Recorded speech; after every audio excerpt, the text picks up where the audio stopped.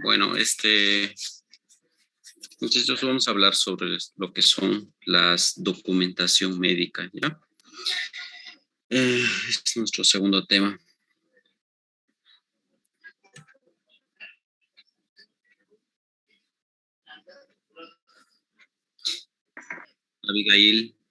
Abigail, Mamani, Arriola, Abigail. Sí, doctor, buenas tardes. ¿Qué tal? Buenas tardes. Bueno, vamos a hablar de lo que son los documentos médicos. Ah, Referente a los documentos médicos, ¿crees que son importantes realizarlas o no? Sí, doctor. ¿Para qué nos servirían los documentos médicos?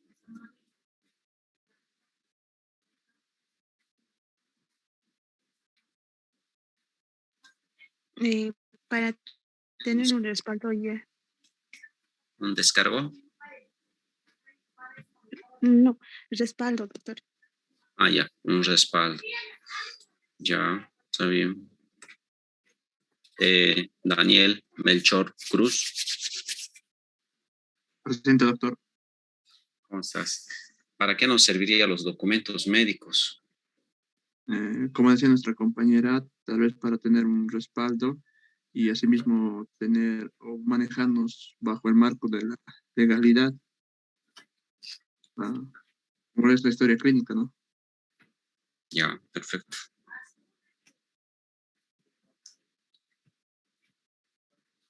Fabricio Torrico. Fabricio. Doctor, buenas tardes. ¿Qué tal? Buenas tardes. ¿Tú algo más podrías agregar a lo que han dicho sus compañeros? Como comentaron mis compañeros, ¿no? Que en ellos vamos a ir registrando todo lo que vamos a ir realizar para tener un respaldo en un futuro, para cualquier cosa, ¿no? Ya, perfecto.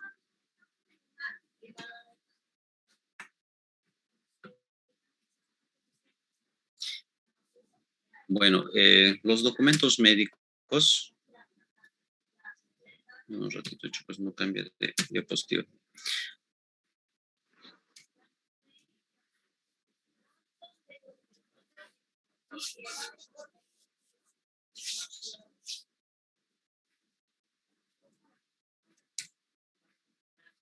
Bueno, los documentos médicos son sumamente importantes, muchachos, puesto que es uno de los instrumentos que vamos a originar en la atención que nosotros vamos a realizar. ¿Alguien sabe este barco? ¿Qué barco es? ¿Alguien recuerda? ¿Alguien? El Titán. Exactamente, es el Titanic, ¿no? Entonces vean que la parte de la documentación médica es sumamente importante porque pues estos van a hacer que nosotros permanezcamos en flote o esto va a ser lo que nos va a hundir. Pues es un instrumento fundamental para que nosotros podamos, o en el momento en que nosotros realizamos nuestro ejercicio profesional. ¿Los documentos médicos son lo único que nos va a mantener en flote o es el que nos va a hundir, en otras palabras, ¿no? Por lo cual, los documentos o el documento están definidos, vienen de latín, que dicen documentum, que significa enseñanza o enseñar, inclusive lección, ¿no? Los documentos son cualquier material. Puede ser una carta, un diploma, un escrito, cualquier cosa, ¿no es cierto? Que ilustra acerca de un hecho o situación o circunstancia. Obviamente va a reflejar algo que ha ocurrido, ¿verdad? José Patito nos dice que los documentos son instrumentos que transmiten un pensamiento por escrito, en un medio durable o permanente. que determina obviamente un testimonio de un hecho, ¿no? Para, para Takahashi nos dice que los documentos o los documentos médico-legales se les define como toda aquella información que emite el personal de salud. Es decir, que los documentos que se generan en la atención que nosotros estamos realizando en los pacientes, no solamente lo hace el médico, sino también lo hace las enfermeras, intervienen también las auxiliares, cualquier administrador de salud, puede ser el fisioterapeuta, puede ser el farmacéutico y demás, ¿no? Obviamente esto es durante el ejercicio de nuestra profesión, en el ámbito de lo que nos compete a cada uno, ¿no? Obviamente, como nosotros como la parte médica tenemos la parte que nosotros hacemos la evolución o las indicaciones, y las enfermeras, por ejemplo, les competirá pues administrar los medicamentos en las dosis adecuadas, sin que los medicamentos sean sin fechas vencidas y demás, ¿no? Obviamente esto se lleva a cabo los registros de todo lo que nosotros realizamos en la atención de un paciente. Obviamente que en algún momento pues se van a utilizar esto, ¿no? En el ámbito legal. Además, este autor, Takahashi, nos dice que estos documentos pueden ser escritos, pero también pueden ser gráficos, no necesariamente escritos, pueden ser imagenológicos, por ejemplo, como las radiografías, qué sé yo, ¿no? Electrónicos, magnéticos, electromagnéticos, ópticos, magneto-ópticos u otras. En muchos hospitales ya han prácticamente digitalizado todo el sistema de la atención de los pacientes, por lo cual ya no utilizan mucho, utilizan las historias clínicas, pero ya todos de manera digital, ¿no? Ya nada, casi escriben, cosa que puedan recuperar toda la información, ¿no?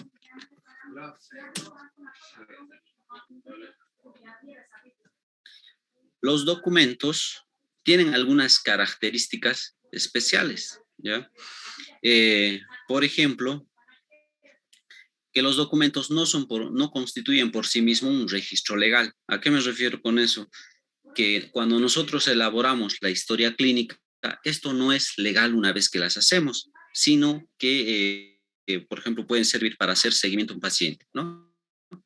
Además, para tener un registro de todas las atenciones que nosotros realizamos en un paciente, puede servir para hacer un seguimiento nomás, ¿no? O sea, no constituye un documento médico legal como tal, pero si existiera algún problema, pues este va a entrar en el ámbito jurídico y se va a convertir en un documento legal, ¿no?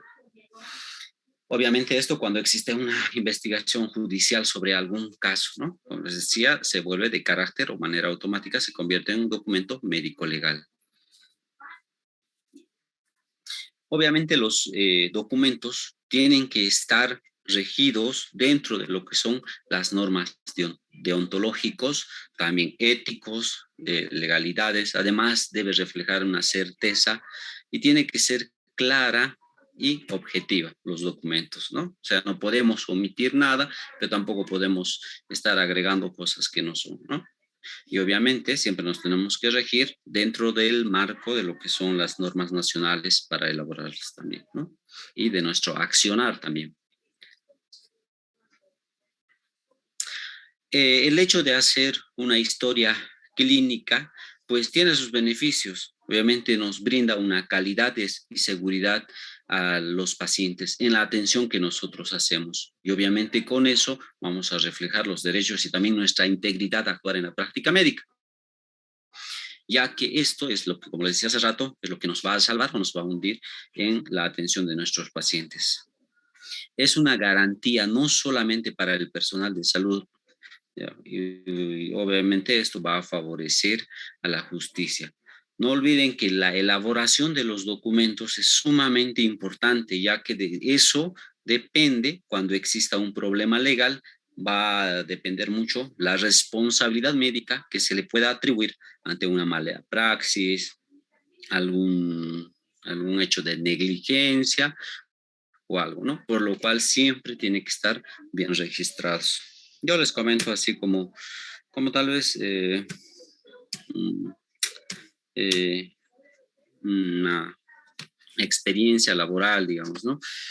En algunas yo trabajo en el Hospital Bracamonte y a veces chocamos con estos problemas en el servicio de emergencia. ¿Por qué? Por ejemplo, le pedimos a los médicos, qué sé yo, supongamos que tengamos una fractura de pierna y le pedimos al traumatólogo que venga y nos haga su valoración, porque ellos como tienen su área y demás tienen que hacer, ¿no? Pero omiten mucho el llenado de las historias clínicas, porque cuando a alguien se le pide que venga a valorar, pues tiene que ir, registrar su valoración, su diagnóstico y su conducta, pero tiene que registrar en la historia. Si no registra en la historia, pues de nada sirve todo lo que haga, ¿no? Entonces siempre chocábamos y siempre peleamos a veces con otros médicos, porque en el hospital donde trabajo, pues omiten esta parte sumamente importante, que es el escribir, ¿no? Y anotar, firmar y sellar. Los documentos se pueden clasificar desde el aspecto legal, según este autor, según Takahashi, se pueden clasificar en documentos médicos y documentos médico-legales. ¿Cuáles serían los documentos médicos? O sea, cuando nosotros realizamos todo el expediente o algunos documentos, que serían estos, por ejemplo, cuando atendemos a un paciente hacemos el expediente clínico o la historia clínica como tal, ponemos las recetas médicas, tienen informes médicos, tienen notas médicas, tienen indicación médica, tienen resultados de laboratorios, gabinetes, notas y así, ¿no es cierto? Pero estos de por sí no son médicos legales, o sea, son datos o documentos que se generan en la atención, pero así en el momento de crearlas no tiene ese carácter legal todavía, ¿no? Pero hay algunos que ni bien las elaboramos ya tiene ese carácter legal. Por ejemplo, el certificado médico ya sirve para algo, servirá para ir a pedir baja a su fuente laboral, qué sé yo, servirá para dar baja por embarazo o alguna complicación. Por ejemplo, el certificado de defunción le servirá a sus familiares para que vayan a tramitar a tramitar su certificado de defunción del registro civil y demás, ¿no? Por ejemplo, cuando un forense elabora un informe médico pericial, pues de por sí ese documento ya es médico legal, ¿ven?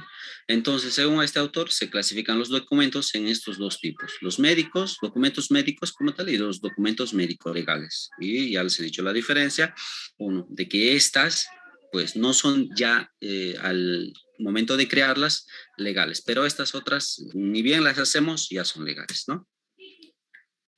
También hay otra clasificación y se la clasifica según su uso, por ejemplo, aquellas judiciales, ¿no? Es decir, que cuando la autoridad judicial lo requiere, este documento o el expediente clínico se convierte en judicial. Sanitario. Igual, si ustedes se dan cuenta, en estas épocas que ha pasado la pandemia, pues en la parte de las historias clínicas creamos lo que son las fichas epidemiológicas y eso sirve al personal sanitario para que ellos puedan crear informes y ver cómo se va comportando la enfermedad, cuánto es la incidencia y demás cosas, ¿no? Para ver cuánto es la mortalidad y demás. Entonces vean que sirve también para el carácter sanitario. Administrativo también sirve. Yo de acuerdo, digamos, supongamos que en el servicio de emergencia atendemos 100 pacientes al mes. De acuerdo a la incidencia de cantidad de pacientes, podemos hacer requerimiento de insumos o medicamentos o el equipamiento de nuestro hospital de acuerdo a la incidencia, ¿no? Entonces también sirve para la parte administrativa. Y laborales. También estos documentos, si el paciente así lo quiere o cualquier otra causa, pues puede servir para la parte laboral, ¿no? Para que los documentos sean considerados legales, se requieren algunas cosas, ¿no? Por ejemplo, se requieren que esta debe ser por escrito. Estamos viendo de la parte teórica, ¿no? Pero ya les he dicho que no es estrictamente eso. Algunos autores nos dicen que pueden ser en cualquier medio perdurable. Deben ser atribuidos a una persona, obviamente. Imagínense tener un resultado de laboratorio sin el nombre del paciente, pues no vamos a saber a quién pertenece, ¿no? Debe tener un autor, obviamente, tiene que estar firmado y sellado en la parte inferior dependiendo del estudio que tenemos o dependiendo de la parte de los documentos que hacemos, pues tiene que estar el autor de quien los realiza, ¿no? Si van a hacer una receta médica, tiene que estar firmado por alguien. Si alguien va a hacer una indicación, va a estar firmado por alguien. Si van a hacer una indicación médica, tiene que estar firmado por alguien. Y que estas deben estar destinados a entrar en el ámbito jurídico, es decir, que tienen que estar elaboradas, con lo que ya hemos mencionado hace rato, para que estas, cuando exista algún problema legal, pues estas puedan ingresar en ese ámbito. En el Código de Deontología Médica, en nuestro artículo 129, nos dice que para que los documentos sean dotados de legalidad, tienen que tener estas 4 cosas. La letra tiene que ser clara, legible, tiene que tener un sello y una firma. Bien, esas 4 cosas. Obviamente todos los documentos tienen que estar enmarcados en las normas establecidas y las cuales están en vigencia en nuestro país, ¿no? Y por lo general están regidos por el Código de Deontología boliviano. Las partes de un documento. Los documentos siempre tienen que tener membrete. Miren esta historia clínica de aquí, es una hoja de indicación y no tiene un membrete, ¿no? Por lo general todas las hojas de hospitalarias tienen un membrete, ¿no? Que identifica al hospital, ¿no? Tiene que tener lugar, fecha y expedición. Acá está, fecha y hora, ¿no? Entonces siempre esas cosas. Número consecutivo de oficios.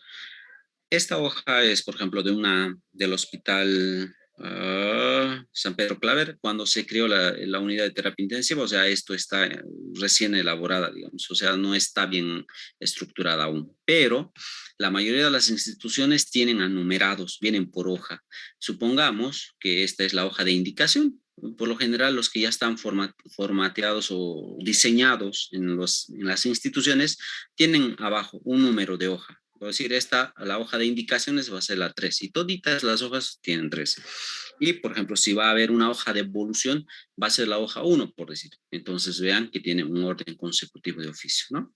Y también algo que he visto deficiencia en la parte del Hospital Bracamonte, por ejemplo, es en la parte estadística, ¿no?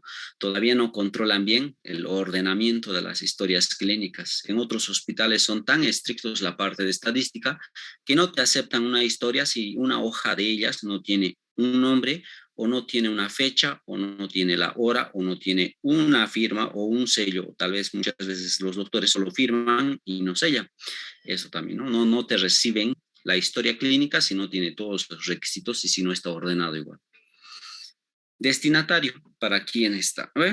Institución, como les decía hace rato, por lo general la ubicación de la institución ya tienen membretes diseñados arriba, ¿no? Y ya identifica a la institución a la que pertenece. Asuntos, como ven, esta hoja es de indicación médica. Si es evolución, dice evolución médica. Y así todos, ¿no? Si es una hoja que sea de alta solicitada, dice hoja de retiro voluntario o alta solicitada, cosas así, ¿no? O de rechazo de internación, lo que ustedes quieran. Asunto, como ven, tiene, perdón, el asunto, ya hemos dicho esto, ¿no? Cuerpo de contenido, es decir, todo lo que se ha hecho en la hoja de indicación. Si es hoja de evolución, obviamente tiene que estar la evolución. Firmas, ¿ya? Firmas y sello de quien realiza y elabora la historia clínica.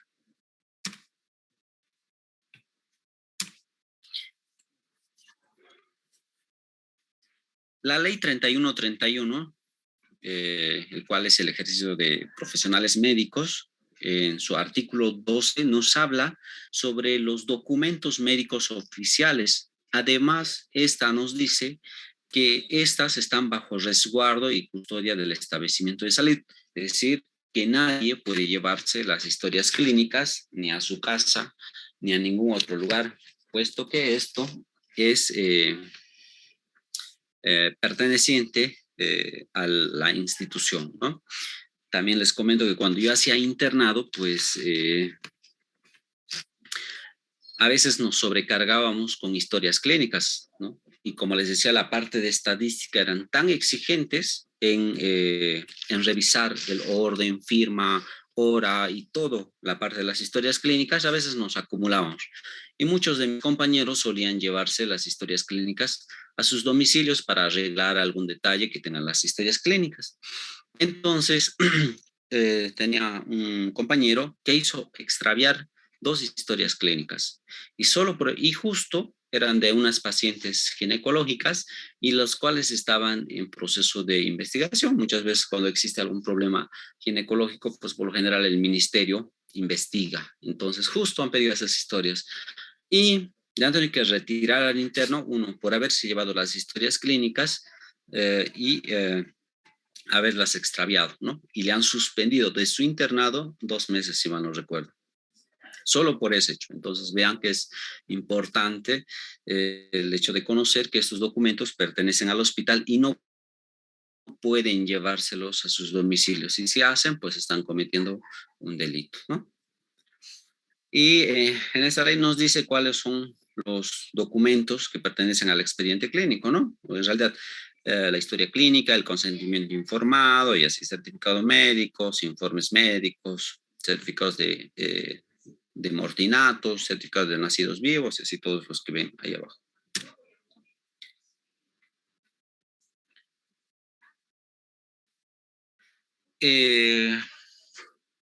Hay historias que, como ven, hay bastantes órdenes que son de las historias clínicas. Aquí tenemos, por ejemplo, el orden que nos indica el ministerio para ordenar las historias clínicas durante la hospitalización. Y esto es el formulario de historias clínicas después del egreso, es decir, tendríamos que tener este orden para todos los pacientes que nosotros vamos a entregar en el momento de realizar o entregar las historias a la parte de estadística.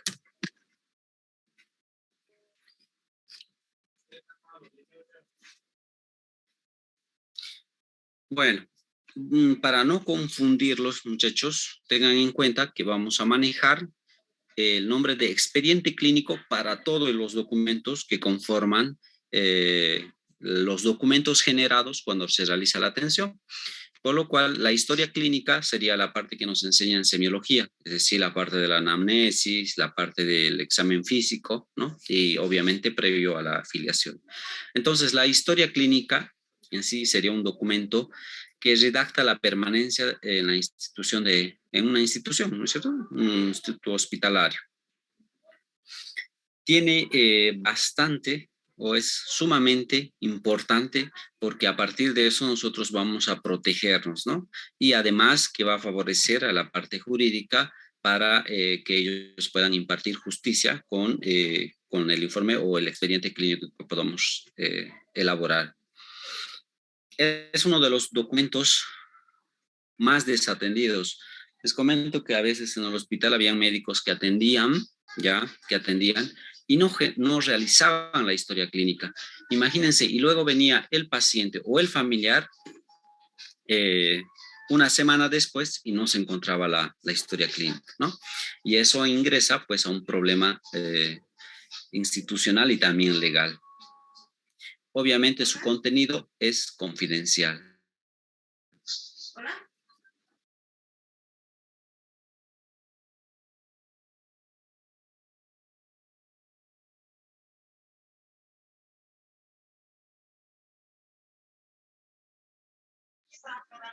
Dame un minutito, chicos, por favor.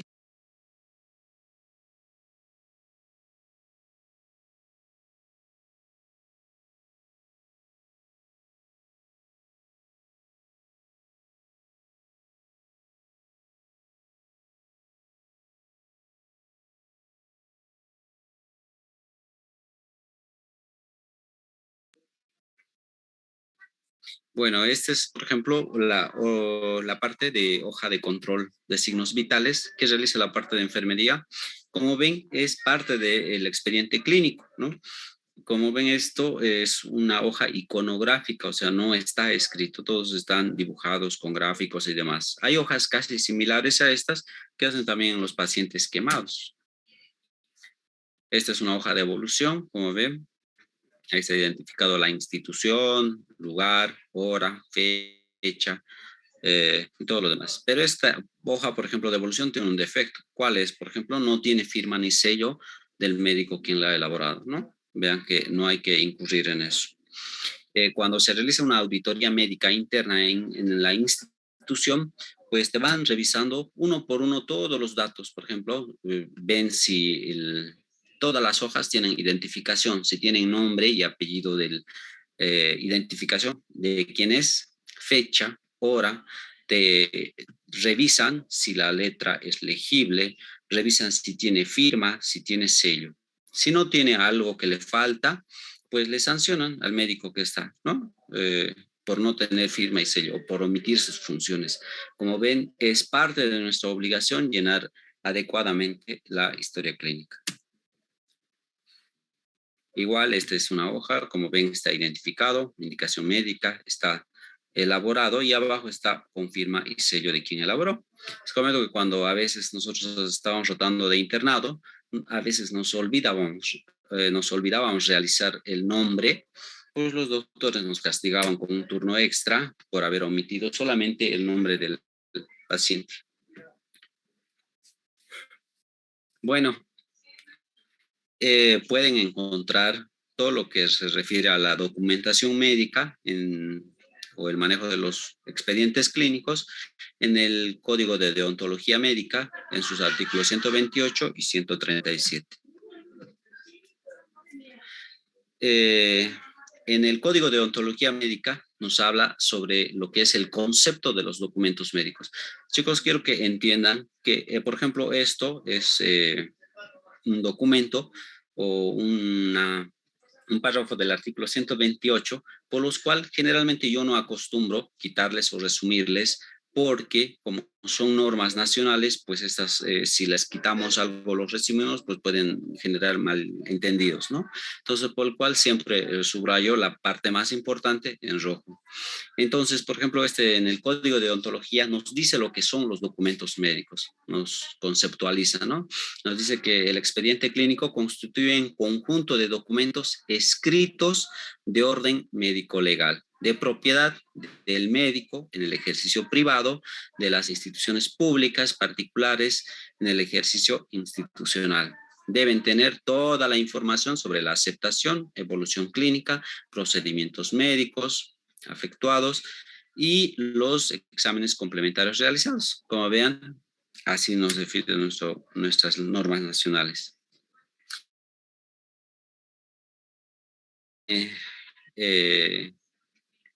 Que estas historias clínicas, como ya les había dicho hace rato, para que sean dados o considerados legales, tienen que tener estas 4 cosas, ¿no? Obviamente nunca hay que adulterar las historias, no se pueden adulterar, es un delito adulterarlas.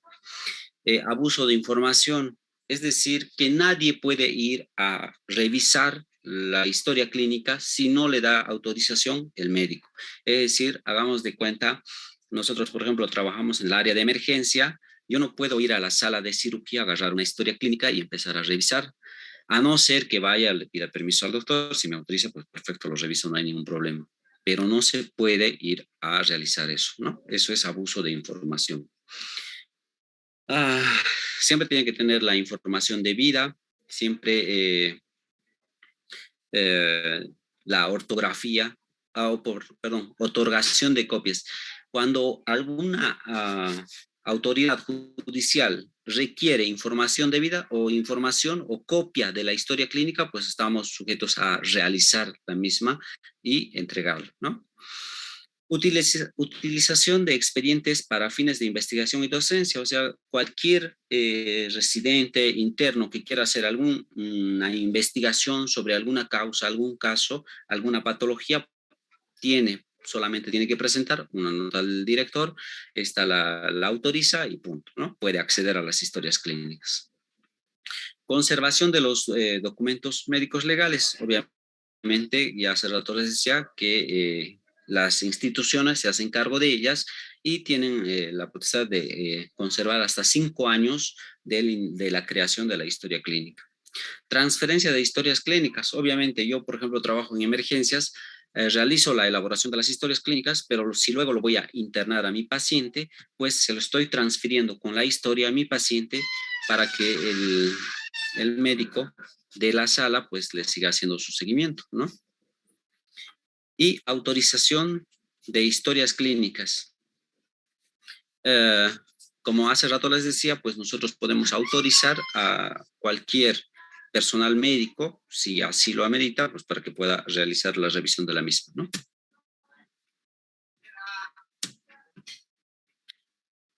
Dentro de lo que son el expediente clínico, hay algunas cosas que son sumamente importantes, algunos documentos. Si bien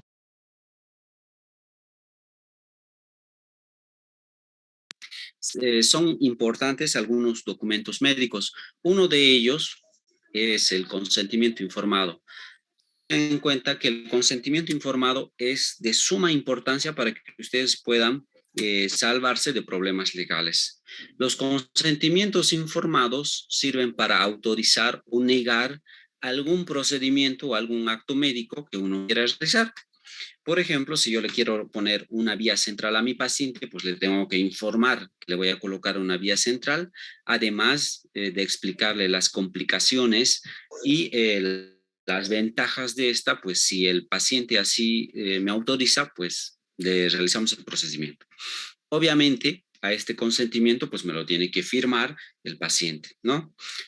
Por lo general, las instituciones muchas veces ya tienen elaborados los consentimientos. Y si no hay, solamente hay que redactar a mano en una parte de la historia clínica y punto, ¿no? Es muy importante el realizar los consentimientos informados.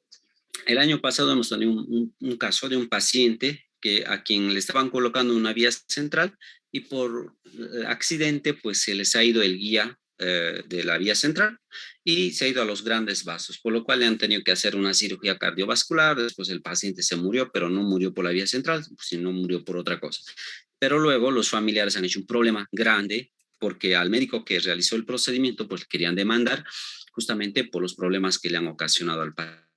Así, ¿no? Además de que le han hecho la culpa de la mortalidad o morbilidad que tuvo este paciente, pero en realidad, como les dije, el paciente no había muerto por la colocación de vía central. Entonces, vean que nosotros siempre tenemos que cuidarnos con estos documentos. No solamente es para colocación de vías centrales, para cirugía, para anestesia, para una toracocentesis, para intubación, para no reanimación. O sea, se puede hacer consentimiento para cualquier procedimiento. Chicos, por favor, se va a cortar. Van a volver a ingresar al mismo link.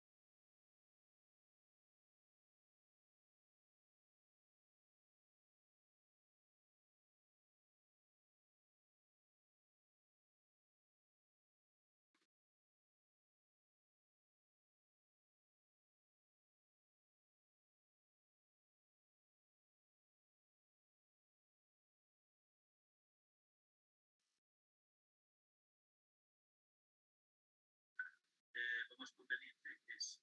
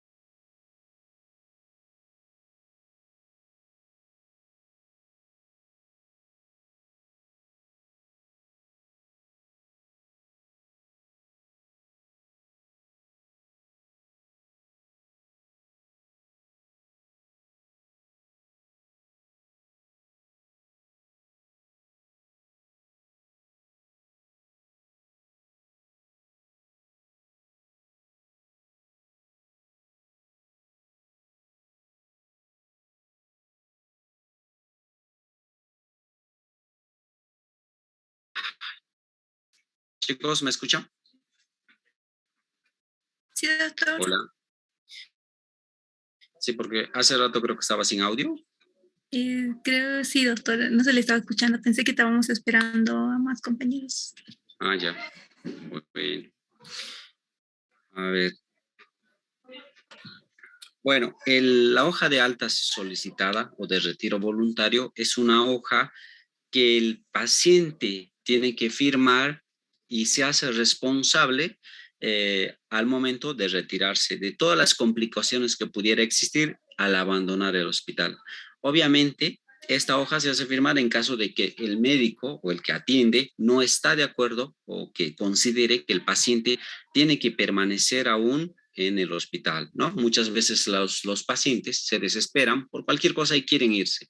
Ante esa situación, pues hacemos firmar la hoja de retiro voluntario o al solicitado no los firma y punto, puede retirarse y se hace responsable, ¿no? Obviamente, por ejemplo, si tenemos un paciente que me llega a la emergencia con apendicitis, yo le digo, señora, por favor, usted tiene que hacerse laboratorios, ecografías, radiografía, y si todo es compatible con mi clínica para apéndice, de repente le tengamos que operar. Pero si la paciente me dice, doctor, no, no creo que sea apéndice, porque hay gente a veces te contradice igual a lo que tú les puedes decir, entonces dices, no, no, no, me voy a ir nomás, ya, perfecto, no hay problema. O por ahí de repente la paciente nos dice, tengo mi seguro en la caja, mejor iré ahí para no gastar, ya, perfecto. O tal vez me dice, sí, doctor, mire, tengo mis hijos y me voy y voy a volver después. Ante esas situaciones, muchachos, lo que nosotros tenemos que hacer es hacer firmar el alta solicitada. Porque qué tal si en el transcurso de hacer todo eso, pues llega a fallecer o pasa algo, ¿no? Muchas veces hemos tenido esos problemas inconvenientes que después de que se han retirado así, pues vienen con demandas y ese es un problema grande para el médico. Entonces, una manera de que nosotros nos protejamos y estemos seguros, pues es hacer el alta solicitada. El informe médico. El informe médico son documentos en los cuales se les puede expresar de un hecho. Quiero mencionarles y quiero también decirles que no vayan a confundir el informe médico con el certificado médico. Un informe médico puede servir para otras cosas informales, pero en cambio el certificado médico es un documento médico legal como ya, ¿no? En cambio el informe médico no. Les doy un ejemplo. Por ejemplo, si yo atiendo a un paciente en Potosí con una neurocisticercosis, por decir, pero yo quiero mandar a este paciente a su pueblo, que sería Tupista, digamos, para que su médico de allá le haga el seguimiento. Entonces, ante eso, yo hago un informe médico de la atención que le he hecho para que su médico allá le siga haciendo los controles respectivos, ¿no? Un informe médico. El informe médico no tiene de por sí un carácter legal, pero si así lo amerita, puede convertirse igual después, ¿no? Eso. En cambio, el certificado médico, pues eso es un documento o que de por sí ya es médico legal. Ahora vamos a hablar sobre los certificados. Los certificados vienen de la palabra o etimológicamente significa cierto, indudable, seguro, ¿no? Es decir, que da constancia de algo que ha sucedido. La palabra certificado significa también dado por cierto. Entonces, cuando hablamos de certificación, estamos dando a conocer que algo ha ocurrido, ¿no? Los certificados se pueden clasificar en dos tipos, los privados u ordinarios y los certificados públicos u oficiales. ¿Cuál es la diferencia entre ambas? Lo que los privados, como ven, pertenecen a una institución, ¿no? A una institución y como su nombre dice, son privados, pues. Pero en cambio los públicos se utilizan en todos los centros hospitalarios públicos, el mismo formato. En cambio los privados son diferentes de acuerdo a la institución en las que uno trabaja.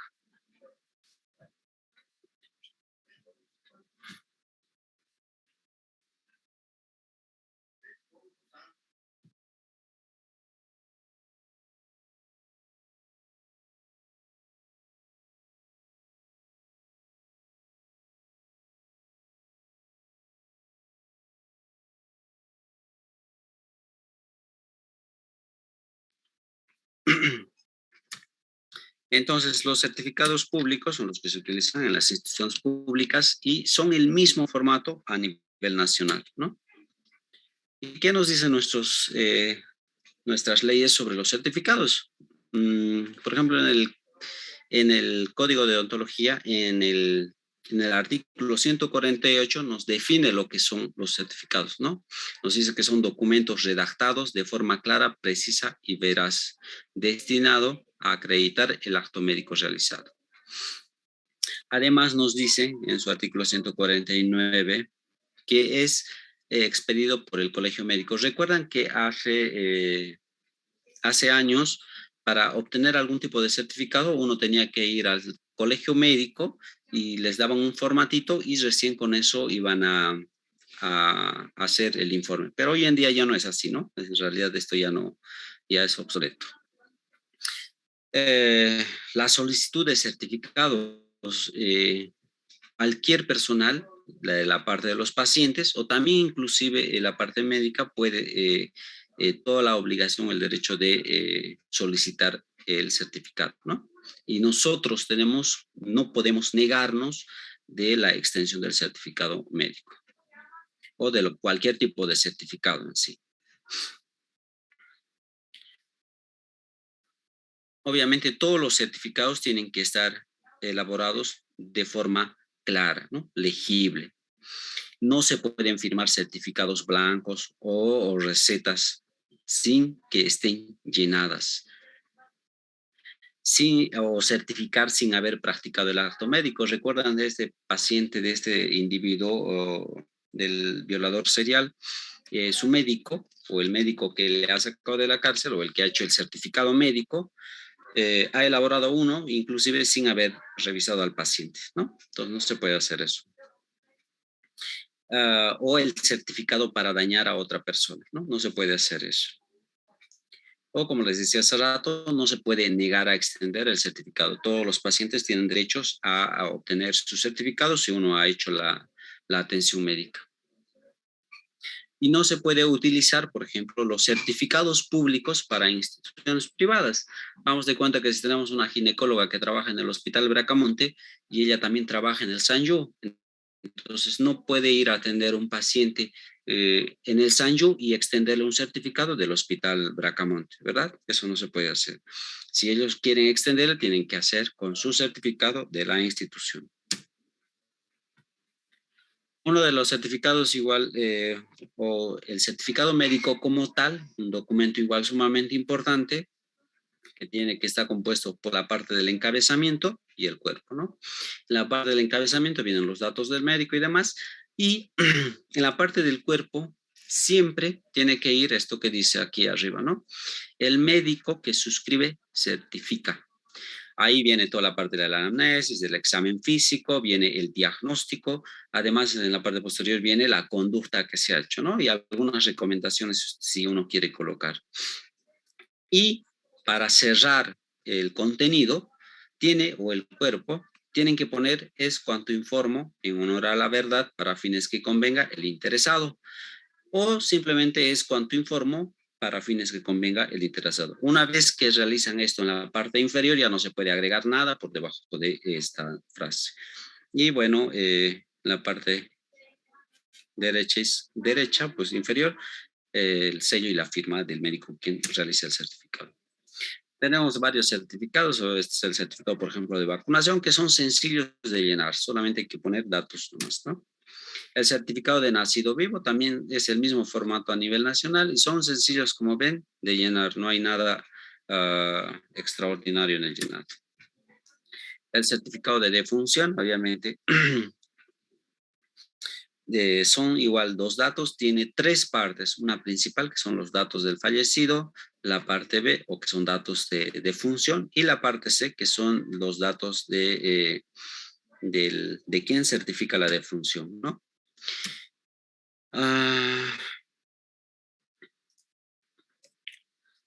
Hace rato les decía que los certificados certifican, es decir, que hacen referencia a que algo ha ocurrido, ¿no? Por ejemplo, si nosotros vamos a elaborar un certificado médico, estamos constando de que hemos revisado a un paciente con alguna patología y que hemos atendido, ¿verdad? Si nosotros vamos a dar un certificado de vacuna, estamos diciendo o estamos certificando que alguien vino a hacerse vacunar a quien hemos administrado. Y si damos un certificado de nacido vivo, estamos diciendo que alguien ha nacido. Pues, y lo mismo con el de defunción y todo el resto de los certificados. El certificado de defunción se otorga a todos aquellos pacientes después de haber nacido vivo. Así sea que haya vivido 1 minuto o 2 minutos, pues ya se le tiene que otorgar, ¿no?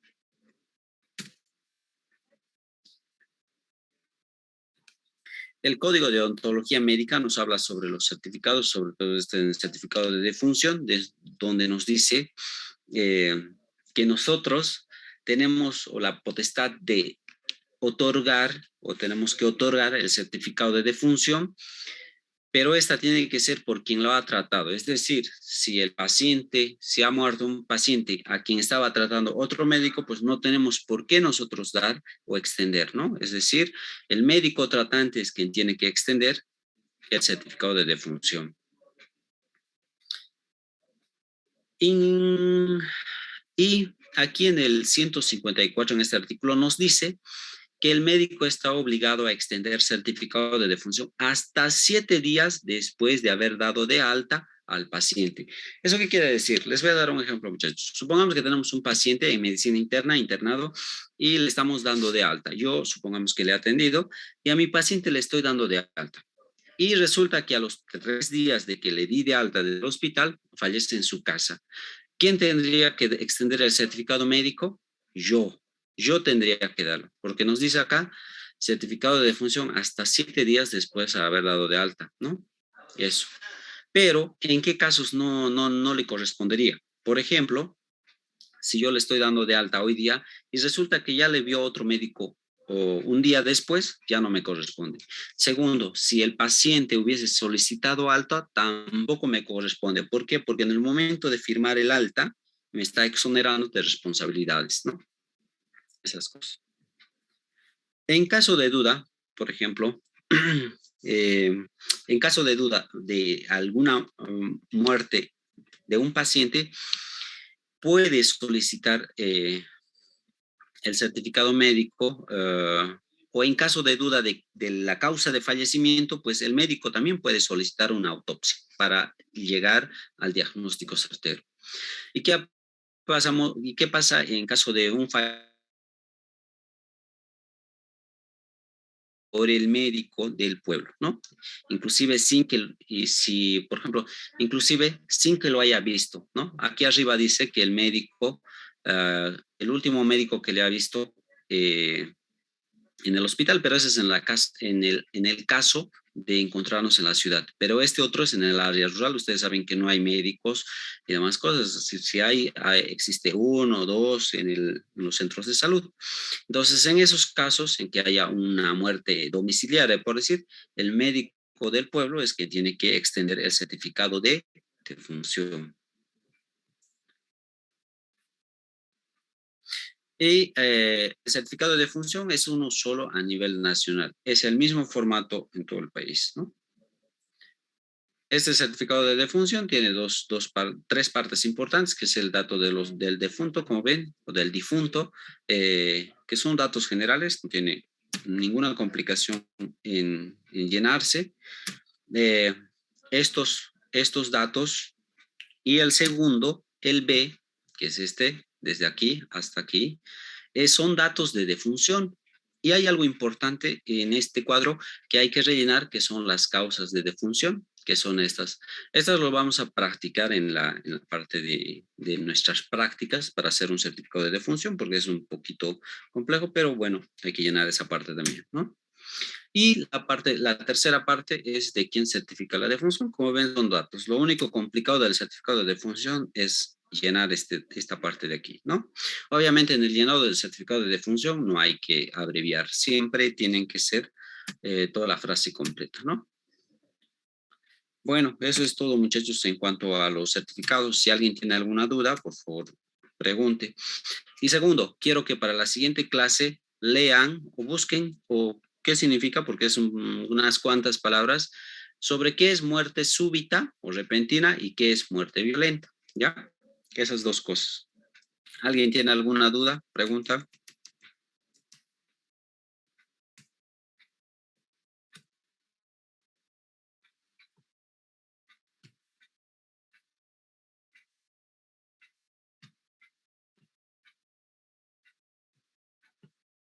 Nadie.